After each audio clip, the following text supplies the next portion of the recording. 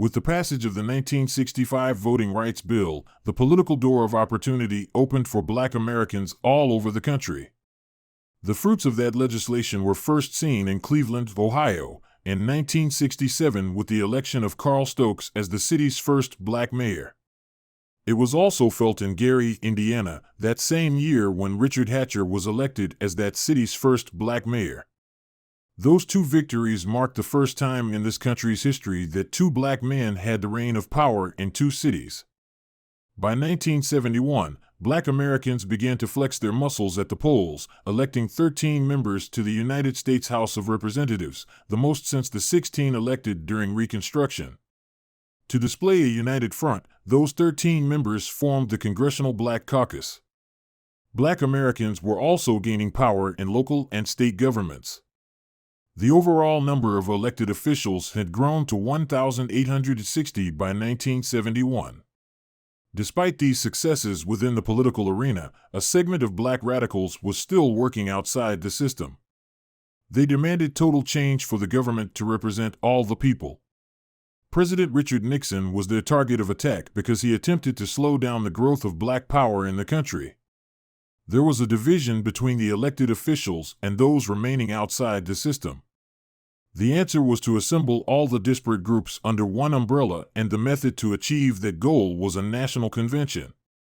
On March 11, 1972, approximately 10,000 African Americans met in Gary, Indiana's West Side High School gymnasium. The gathering consisted of pragmatic elected officials, primarily the Congressional Black Caucus, represented by Congressman Charlie Diggs, Jesse Jackson, Coretta Scott King, Black Panther co-founder Bobby Seale, Nation of Islam Representative Louis Farrakhan, Malcolm X's widow Betty Shabazz, radical cultural nationalist and poet Amiri Baraka, as well as presidential candidate Shirley Chisholm. However, Chisholm pulled out when the convention members refused to endorse her candidacy for president. The National Association for the Advancement of Colored People, NAACP, denounced the convention and refused to participate because of the exclusionary policy against white people. Due to a number of bomb threats and several violent incidents outside the high school, they hired guards and Muhammad Ali served as the sergeant-at-arms. Entertainers James Brown and Harry Belafonte performed, and comedian Dick Gregory stressed the importance of confronting issues of police violence and the easy access to drugs in the communities. The convention's goal was to create a national platform for political activism. The two-day event was filled with rancor from the competing interests. The elected officials believed it was time for Black people to work inside the system, while the more radical socialists and nationalists who were present called for a thorough overthrow of the system as it existed.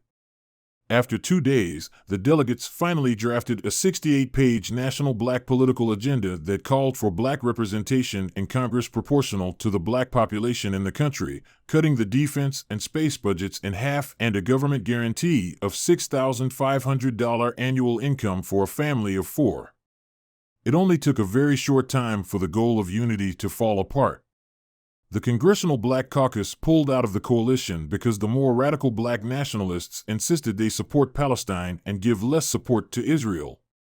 When the Congressional Black Caucus pulled out, many locally elected officials also did.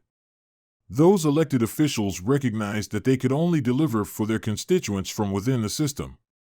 Organizers of the convention tried to hold it together with subsequent conventions in Little Rock, Arkansas, in 1974 and a final one in Cincinnati, Ohio, in 1976.